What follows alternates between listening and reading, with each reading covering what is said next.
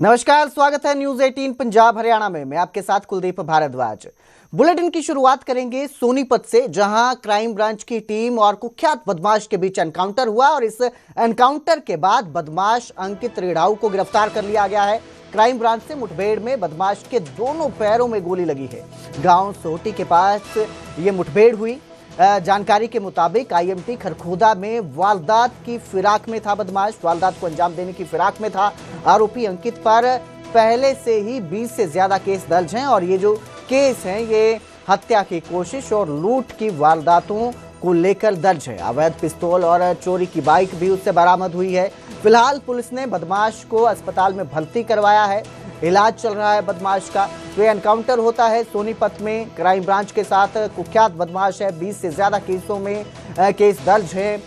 लूट और हत्या की साजिश के केस दर्ज हैं आरोपी पर, जिसके साथ एनकाउंटर होता है। और इस एनकाउंटर में जो आरोपी है, बदमाश है अंकित, उसके दोनों पैरों पर गोली लग जाती है। गांव सोहटी के पास ये मुठभेड़ हुई है।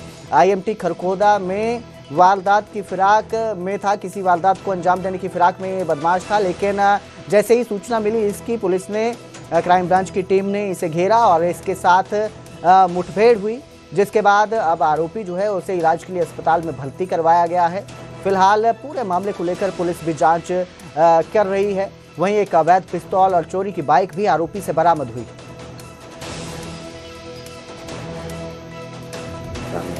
करीब 6:30 बजे के बाद आज सुबह बीर सिंह सीआईए फर्स्ट की टीम, पूरा ये विजयेश्वर और ये सब टीमें थी, तो अंकित रिडाऊ गांव का रहने वाला है। उसके ऊपर लगभग 20 एफआईआर दर्ज हैं और कुछ महीना पहले उसने एक दीदार नाम का लड़का था, उसको ऑटो में से उतार के उसके हाथ पैर दोनों तोड़ दिए थे, तो उसमें भी हमारा वांटेड था। काफ़ी दिन से इससे टीम पीछा कर रही थी।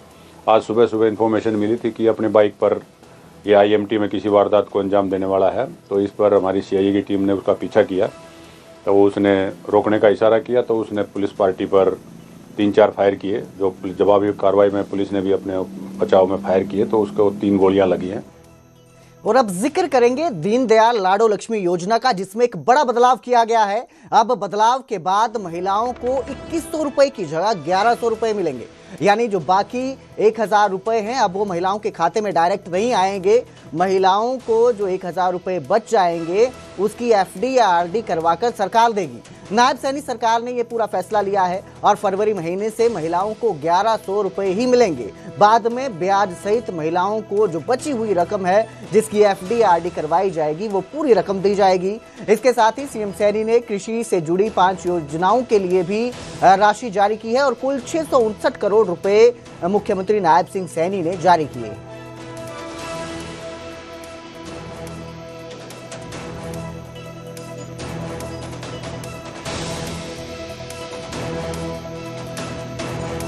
बहनों को भी जोड़ा है, उन महिलाओं को भी जोड़ा है जिन्होंने अपने बच्चों को गंभीर अति कुपोषण या मध्यम अति कुपोषण से सफलतापूर्वक निजात दिलाई है, क्योंकि उन्होंने बच्चों के लिए मेहनत किया है।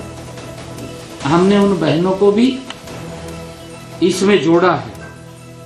हमने ये भी कहा था कि इसके लिए परिवार पहचान पत्र डेटा के अनुसार इनके परिवारों की वार्षिक आय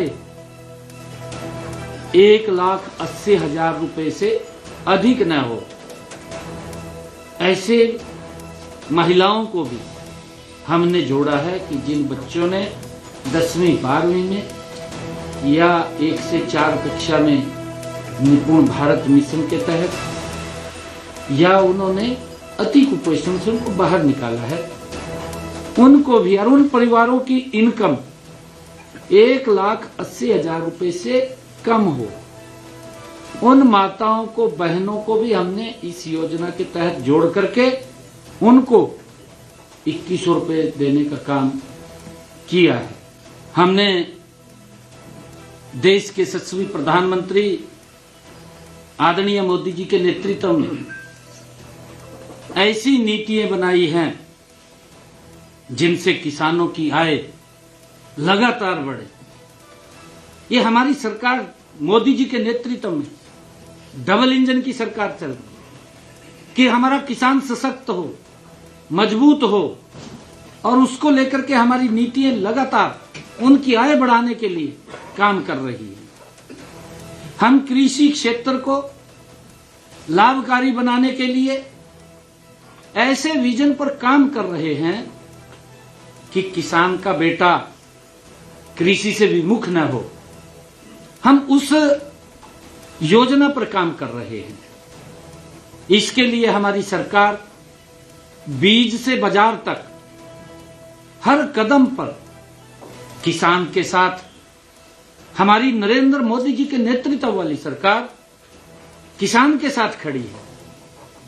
साथियों, आज अन्नदाता को कृषि क्षेत्र से संबंधित 5 योजनाओं के तहत हमने 659 करोड़ रुपए का अनुदान व प्रोत्साहन राशि जारी की है।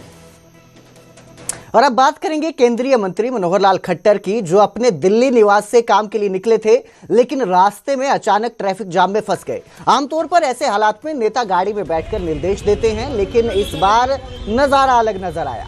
मनोहर लाल खुद गाड़ी से उतरे और अपने साथ मौजूद पुलिसकर्मियों के साथ चौराहे पर खड़े होकर ट्रैफिक संभालने लगे। तस्वीरें आपकी स्क्रीन पर हैं, आप देख सकते हैं कि केंद्रीय मंत्री खुद ट्रैफिक व्यवस्था संभालते नजर आ रहे हैं और करीब 15 से 20 मिनट तक उन्होंने मौके पर रहकर ट्रैफिक व्यवस्था संभाली, वाहनों को निकलवाकर जनता को राहत दिलवाते वो नजर आए।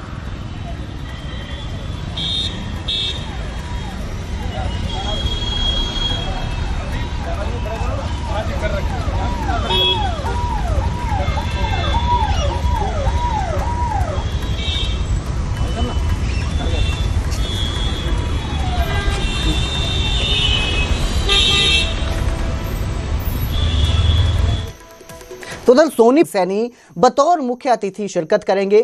थोड़ी ही देर में इंद्रधनुष ऑडिटोरियम सेक्टर 5 में कार्यक्रम की शुरुआत होगी। वीबीजी रामजी पर इस कार्यक्रम का पूरा फोकस रहेगा। तो विकसित भारत ग्रामीण रोजगार आजीविका मिशन जो गारंटी है, उसको लेकर इस कार्यक्रम का आयोजन किया गया है, जिसमें खुद मुख्यमंत्री नायब सिंह सैनी बतौर मुख्य अतिथि शामिल होंगे, शिरकत करेंगे। और इस पूरे कार्यक्रम का जो फोकस है वो विकसित भारत ग्रामीण रोजगार आजीविका मिशन गारंटी पर ही रहेगा। किस तरह से इसमें बदलाव किया गया है। मनरेगा ये स्कीम थी जिसमें बदलाव करके अब इसका नाम विकसित भारत जी राम जी किया गया है, और इस नाम को लेकर काफ़ी बवाल भी देखने को मिला है। इसका किस तरह से लाभ होगा, कितना इस जो योजना है कितना काम मिलेगा, इसको लेकर ही इस पे चर्चा होगी और मेन फोकस यही रहेगा।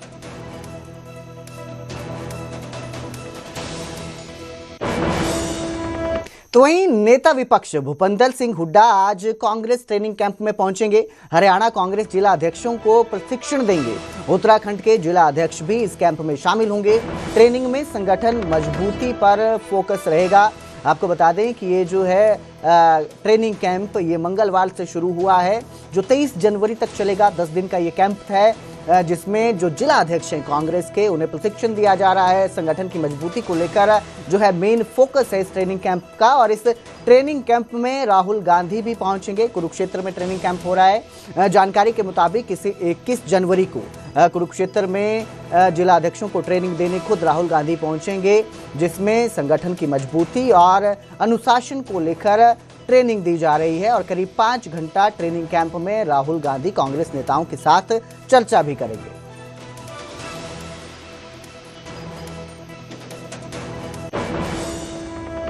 गानों में गन कल्चर को लेकर पंजाबी सिंगर मनकीरत औलख का बयान आया है और उन्होंने कहा कि गन कल्चर सॉन्ग जो हैं वो केवल एंटरटेनमेंट के लिए हैं, भड़कावे के लिए नहीं है। लोग मनोरंजन और वार्म अप के लिए गाने सुनते हैं। शोले फिल्म के बाद कोई गब्बर पैदा नहीं हुआ, ऐसा मनकीरत औलख का कहना है। उन्होंने कहा कि इंग्लिश फिल्मों में भी बहुत कुछ दिखाया जाता है, एंटरटेनमेंट से समाज खत्म नहीं होता। सिरसा में गुरुद्वारा श्री चिल्ला साहिब में मनकीरत औलख पहुंचे थे, जहां उन्होंने सेवा के लिए गुरु घर में ट्रैक्टर भी दिया। और इसी दौरान इनका ये बयान सामने आया है गन कल्चर को लेकर, जिसमें उन्होंने कहा कि शोले फिल्म के बाद भी कोई गब्बर पैदा नहीं हुआ। गाने जो हैं वो सिर्फ एंटरटेनमेंट के लिए हैं, उनका समाज से लेना देना नहीं है। एंटरटेनमेंट से समाज खत्म नहीं होता है। शोले फिल्म आई सी, ठीक है, किन्ने क गब्बर सिंह आ गए उन्हां, ऐ नहीं हुंदा हुंदा। फिल्मां हुण इंग्लिश फिल्मां 'च तां पता नहीं की करदे, कंट्री खत्म कर दिंदे आ, ਉਹ सब एक एंटरटेनमेंट आ। मैं ਪਹਿਲਾਂ ਵੀ ਕਿਹਾ ਸੀ ਜਦੋਂ ਕੋਈ ਬੰਦਾ ਨੌਕਰੀ ਕਰਦਾ ਉਹਨੂੰ ਜੇ ਉਹਦਾ ਬੌਸ ਝਿੜਕੇ ਗੱਡੀ 'ਚ ਜਾਇਆ ਕਰੋ, ਗਾਣਾ ਸੁਣਿਆ ਕਰੋ, ਜਿੱਥੇ ਹੁੰਦੀ ਆ ਪਾਬੰਦੀ ਹਥਿਆਰ ਦੀ ਉੱਥੇ ਜੱਟ ਫਾਇਰ ਕਰਦਾ, ਵਾਪਸ ਆ ਕੇ ਫਿਰ ਬੌਸ ਦੇ ਪੈਰੀ ਪੈ ਜਾਇਆ ਕਰੋ। समझ गए कि नहीं समझे? नहीं समझे ना भी गाना ਉਹਦੀ ਭੜਕ ਭੜਕ ਕੱਢ ਆਇਆ ਕਰੋ। ਨਿਆਰਾ ਨਿਆਰਾ ਨਹੀਂ, ਗਾਣਾ ਇਜ਼ ਜਸਟ ਐਨ ਐਂਟਰਟੇਨਮੈਂਟ, ਇਹਨੂੰ ਇੰਜੋਏ ਕਰੋ। ਅਸੀਂ ਭਾਜੀ ਜਦੋਂ ਨਾ ਮੈਂ ਪਹਿਲਾਂ ਭਲਵਾਨੀ 'ਚੋਂ ਇੱਧਰ ਆਇਆ, ਅਸੀਂ ਗਰਮ ਗਾਣੇ ਸੁਣ ਕੇ ਕਈ ਵਾਰੀ ਵਾਰਾਂ ਸੁਣ ਕੇ, ਕਿਉਂ ਭਲਵਾਨ ਜੀ ਹਨਾ, ਅਸੀਂ ਉਹ ਗਾਣੇ ਸੁਣ ਕੇ ਗਰਮ ਹੁੰਦੇ ਸੀ, ਵਾਰਮ ਅਪ ਹੁੰਦੇ ਹੁੰਦੇ ਸੀ। ਸੋ ਇੱਕ ਜਸਟ ਐਂਟਰਟੇਨਮੈਂਟ ਆ। ਪਰ ਅੱਜ ਕੱਲ ਕਈ ਕਲਾਕਾਰਾਂ ਨੇ, ਮੈਂ ਤੁਹਾਡੀ ਗੱਲ ਵੀ ਨਾਲ ਸਹਿਮਤ ਹਾਂ, ਤੁਸੀਂ ਲੈ ਆਂਦਾ ਮੈਨੂੰ ਗੱਲ ਤੇ ਹਨਾ, कई जेड़े फिर ज्यादा शूटिंग के लिए अनुपम खेर यहाँ पहुंचे थे, जहां एक गार्ड धर्मेंद्र जिसका नाम था वो उनके साथ फोटो खिंचवाना चाहता था, लेकिन उसके पास स्मार्टफोन नहीं था और उसने अपना कीपैड वाला मोबाइल उन्हें दिखाकर फोटो खींचने की बात कही। ये देखकर अनुपम खेर भावुक हो गए और उन्होंने धर्मेंद्र को जो है स्मार्टफोन गिफ्ट कर दिया। गार्ड ने उसी फोन से पहली तस्वीर अनुपम खेर के साथ क्लिक की। अनुपम खेर ने कहा कि फोटो सब तक पहुंचे इसलिए फोन देना जरूरी लगा। इस पूरे पल का वीडियो उन्होंने खुद सोशल मीडिया पर साझा किया। 6 महीने हुए हैं सर। 6 महीने हुए। तो मैं आपको आज प्रेजेंट दे रहा हूँ कुछ। जी सर। देखो जरा क्या है। खोलो सो।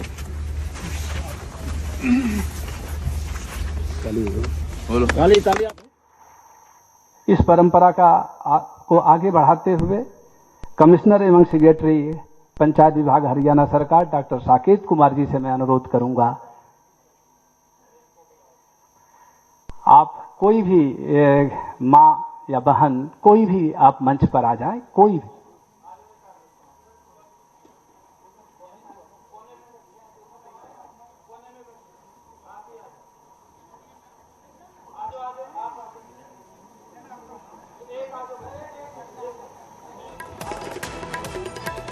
पंचकुला की ये तस्वीरें आपकी स्क्रीन पर इंद्रधनुष ऑडिटोरियम सेक्टर 5 की, जहां मुख्यमंत्री नायब सिंह सैनी पहुंचे हैं। विकसित भारत जी राम जी कार्यक्रम में बतौर मुख्य अतिथि मुख्यमंत्री नायब सिंह सैनी शामिल हुए हैं। तस्वीरें आप देख सकते हैं, आपकी स्क्रीन पर हैं। कार्यक्रम की शुरुआत करेंगे मुख्यमंत्री नायब सिंह सैनी। हरियाणा आप देख सकते हैं, इसके साथ ही मुख्यमंत्री नायब सिंह सैनी का जो पूरा फोकस है वो इसी कार्यक्रम पर रहेगा।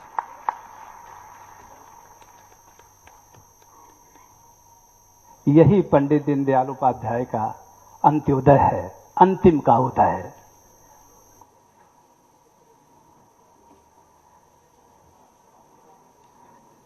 अब मैं डॉक्टर साकेत कुमार सर से अनुरोध करूंगा कि हरियाणा के पंचायती राज मंत्री आदरणीय श्री कृष्ण लाल परमार जी, जो इतने हौसले और उत्साह के साथ अपने लोगों के हर आयोजन में शरीक होते हैं, शिरकत करते हैं,